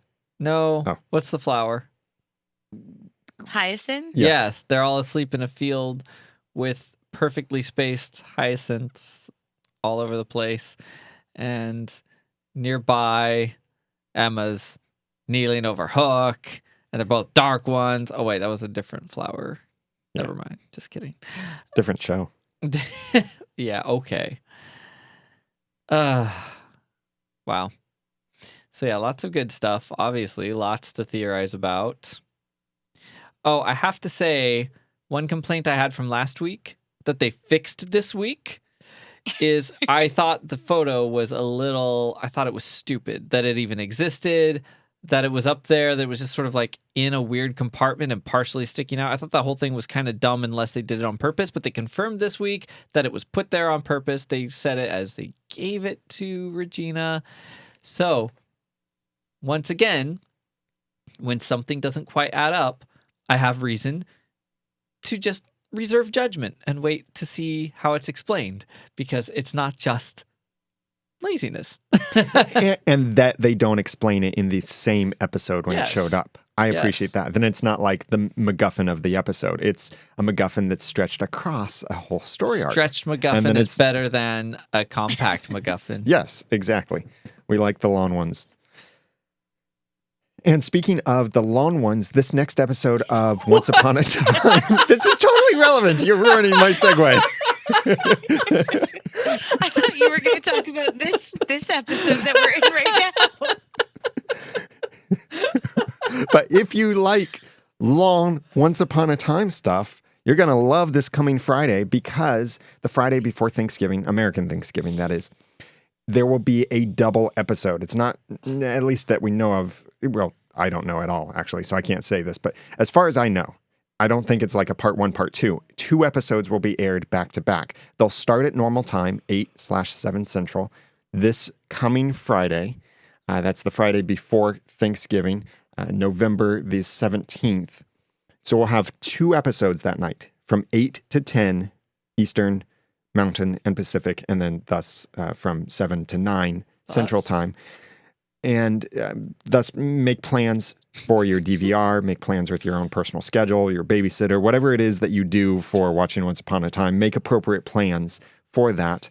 And then... And thusly you shall view the program. For our podcast, what we might end up doing, depending on how those episodes are made, we may end up recording 2 episodes of our podcast.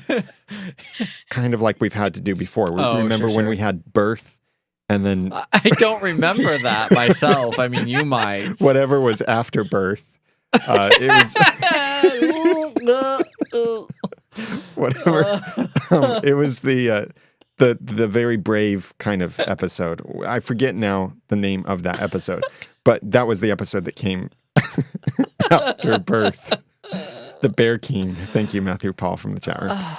So we might end up doing the same thing for our upcoming full discussion of those episodes. So if we do that, we'll probably try and keep both of those podcast episodes short. We'll release them together on that same week. So you'll have 2 episodes drop almost right after the other, or maybe a few hours after each other, as quickly as we can get those episodes out. So here's the thing.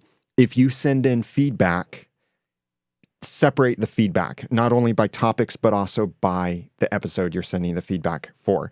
But it depends on how those episodes actually play out. If they're like a part 1, part 2, then it's going to be super easy. If they're 2 completely separate episodes, which I think is what it's going to be, I mean, yeah, they'll move along the story arc. We'll discuss the episodes separately, probably. But again, we'll be doing our thematic discussion. So we'll discuss the themes of those specific episodes. And although we'll know the spoilers of the next episode, we'll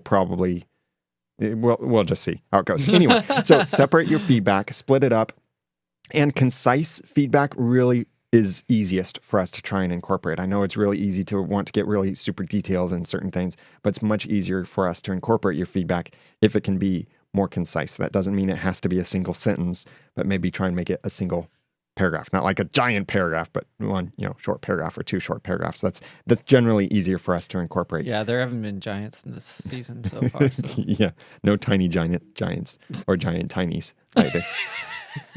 And you can send your feedback to us through the website at oncepodcast.com/contact.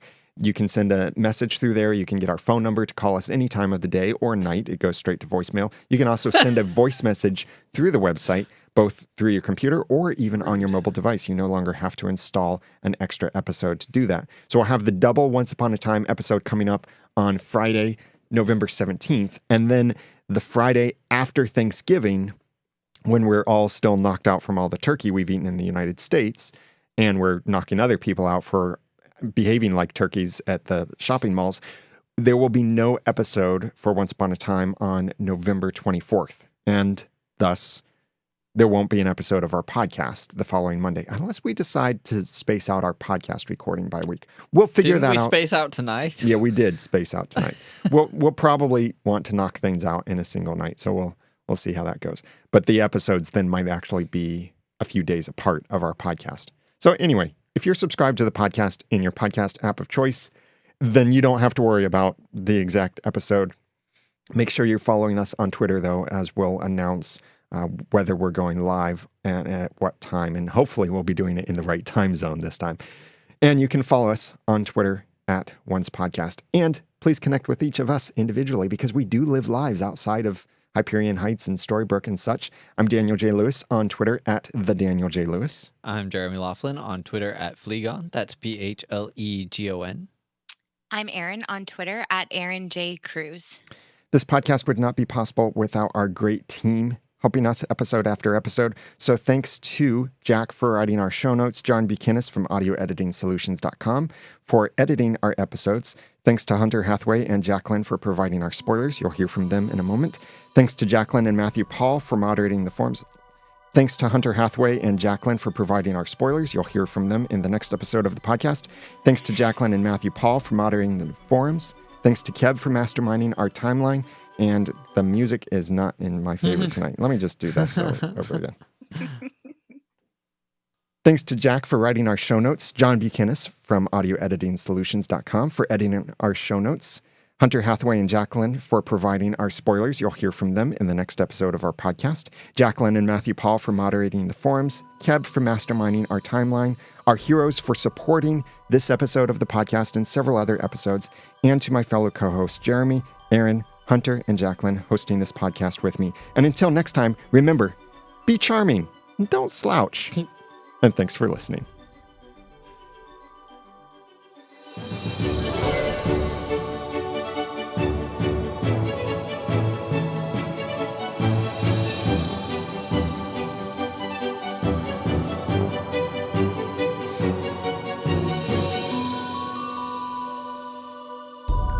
Once Podcast is a proud member of Noodle.mx Network. Find more of our award-winning and award-nominated podcasts to make you think, laugh, and succeed at Noodle.mx.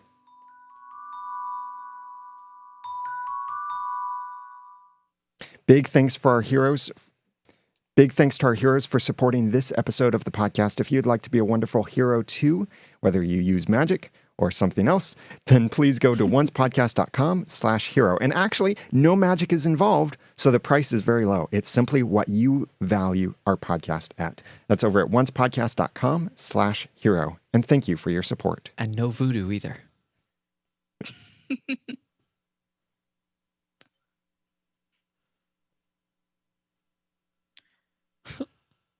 I'm so tired. This episode, oh my gosh, that's amazing.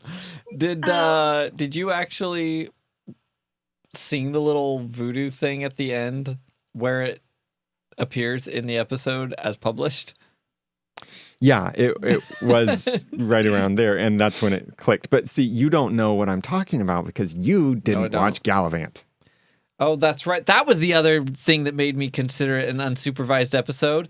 I forgot. I couldn't remember what the other thing was. I was like, you're calling people kind voodoo priests and priestesses. You're quoting Gallivant, like all this stuff, just because I'm gone. Since you've been gone. No, that's not Taylor. I can't not breathe Taylor. for the first time. Might as well be. Yeah. Actually, if Taylor Swift sang that song, it'd be, when you were here, I wanted to kill myself. But since you've been gone. Wow. Not that I'm bitter. Have you listened to her new album? I've heard what is sometimes referred to as her song from it. Well, yeah. Her new single? I've watched one of the other music videos that's very weird, and it teaches us a lot about Taylor Swift. So apparently Taylor Swift has been a robot all of these years, and it makes total sense. And she's Oh. malfunctioning, and that's why we're getting this She's latest barrage of songs. You have to watch. I forget. It's one of the other music videos for one of the other songs. Not "Look What You Made Me Do," but it's something else. It's like "We Are All Robots" or something like that. I don't know. I will tell you guys something about me that I'm not ashamed of. When Well, that's good. I think it was like her second last album came out. Mhm. It might have been her last one, but it might have been 2 albums ago. I literally did not have another CD in my car for months. Like that is what I listened to. I went on a trip to BC. So this would have been in 2014. So whatever album that was. And my best friend had just bought the album and we listened to it the whole time in BC too, because it was fantastic. And last week I That's bought hilarious. Pink's new album and I bought Taylor Swift's new album.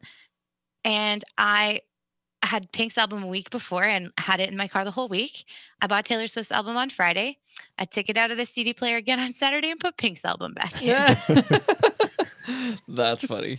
The song I'm talking about is Ellipses, Ready for It. I The don't word even know. ellipses isn't part of it. It's Okay, I dot was dot wondering. dot, but that's actually a single character called an Oh, okay. ellipses. So that's why I said that. I only listened to it once, so I can't even say that I know what song that I is. don't even know what other songs are on it. And then I put Pink's album back in, which is so good that That's so I just keep skipping back to number 1 again. And I'm a little unabashed in my opinion of "Look What You Made Me Do" because besides musically being kind of awful, I Mhm. use the term musically lightly, the content is just so destructive to everyone. Like, I mean, not everybody agrees, but you get that opinion from multiple sources of different backgrounds and different beliefs, and it's just like, this is not a grown-up way to handle anything in your life. Yeah, apparently You have a personal responsibility, and she's going all Rebecca Black on everyone. What? And she's writing songs in response to what the fans have been saying about her. yeah, And like well, that even started with the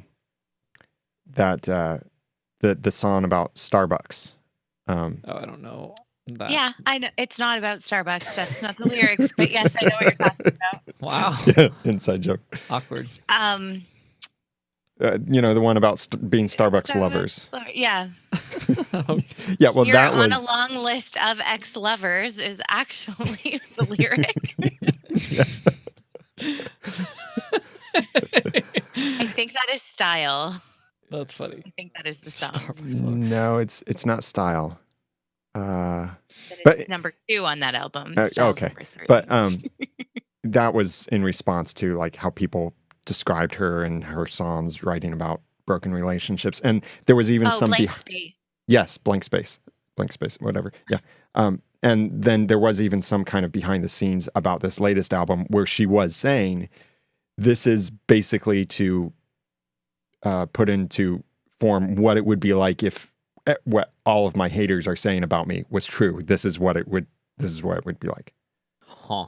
And apparently Taylor Swift is a robot. Wow. It just, yeah.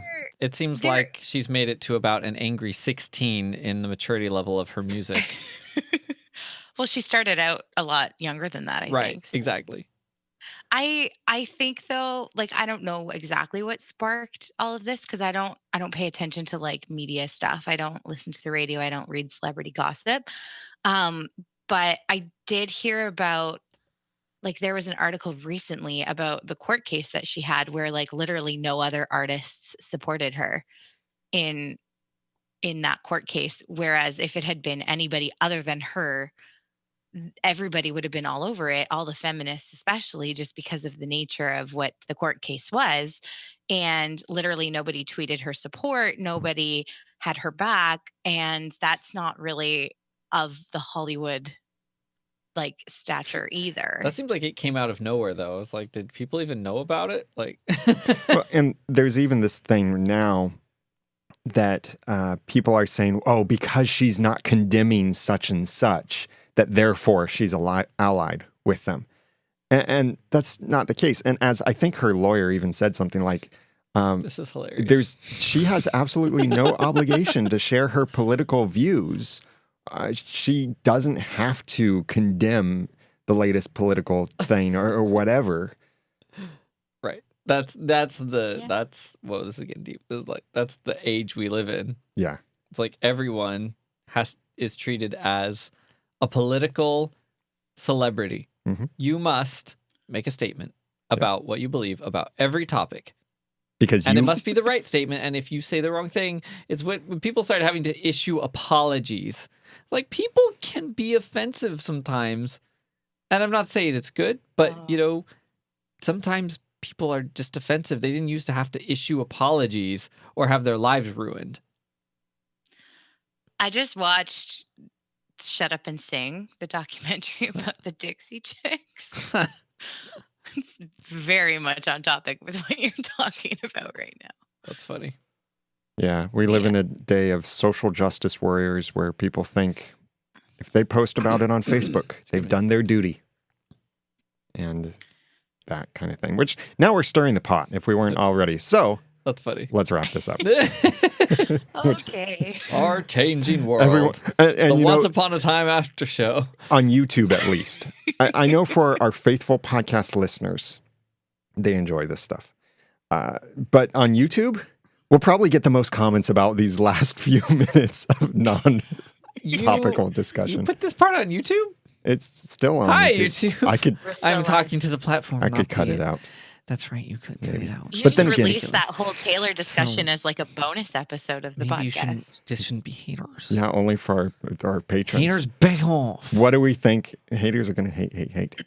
What do we think of Taylor Swift? That's what this episode will be. That's awkward. Anyway. This after show is supposed to be for live viewers only. That's my take on this. Look what you made me do. All right. You ready for it? Let's end this.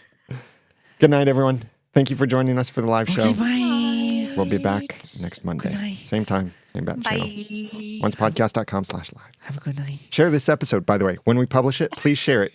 Oncepodcast.com/subscribe. 315. You should subscribe. Hope you like it. Okay. Bye. Good night.